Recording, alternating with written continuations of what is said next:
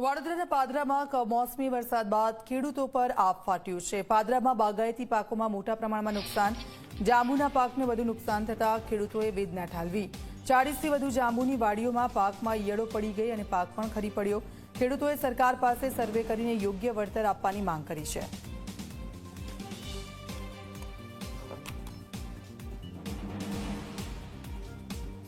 ત્રણ ચાર દિવસથી સળંગ વરસાદ થવાથી અમારા જાંબુમાં ઘણું બધું નુકસાન થયું છે। એમાં ઈયળો પડી ગઈ છે, ચાલુમાં જાંબુ ગરી ગયા છે અને ટોટલ અમારા પાદરા તાલુકામાં 40 ખેતરો જાંબુના આવેલા છે।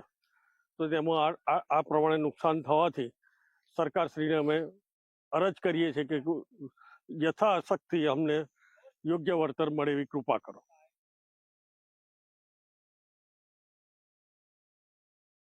વડોદરા જિલ્લાના પાદરા તાલુકામાં ક્યાંક ને ક્યાંક જોવા જઈએ તો જે માવઠું થવા પામ્યું છે, માવઠાને લઈને ખેડૂતોને પારાવાર મુશ્કેલીનો સામનો કરવો પડી રહ્યો છે। ત્યારે ખાસ કરીને વાત કરીએ તો પાદરા તાલુકામાં મોટા પાયે બાગાયતી ખેતી પણ કરવામાં આવે છે, એટલે કે જાંબુના જે વૃક્ષ છે, જે જાંબુનું વાવેતર કરવામાં આવ્યું છે, જે વાવેતરની અંદર આપ સ્પષ્ટપણે જોઈ શકો છો કે ઉભો પાક હતો, જે જાંબુ લેવાના હતા અને જાંબુની તેવામાં જ ક્યાંક ને ક્યાંક અચાનક વાવાઝોડા સાથે જે માવઠું આવ્યું, જેના કારણે ક્યાંક ને ક્યાંક મોટા પ્રમાણમાં નુકસાન ખેડૂતોને થવા પામશે।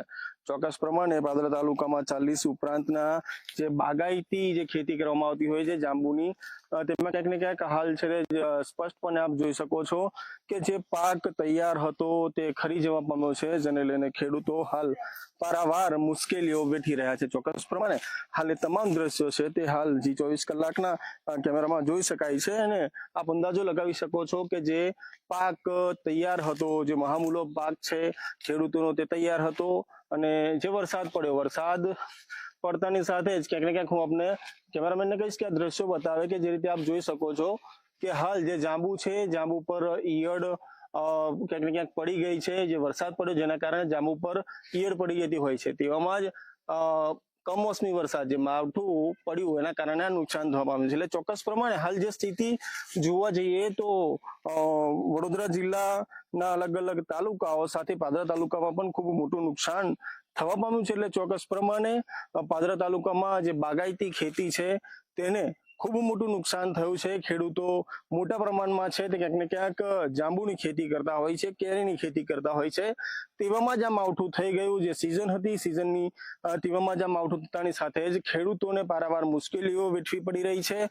મોટા પ્રમાણમાં છે તે ક્યાંક ને ક્યાંક જાંબુનો પાક જમીન પર ખરી ગયો અને ક્યાંક ને ક્યાંક વરસાદના કારણે જાંબુના ફળ પર છે તે ઈયળ પડી જતા ખેડૂતો હાલ ક્યાંક ને ક્યાંક સરકાર પાસે તે પ્રકારની માંગ કરી રહ્યા છે કે વહેલી તકે તેઓને સર્વે કરી અને તેઓને યોગ્ય વળતર ચૂકવવામાં આવે તે પ્રકારની માંગ કરવામાં આવી રહી છે।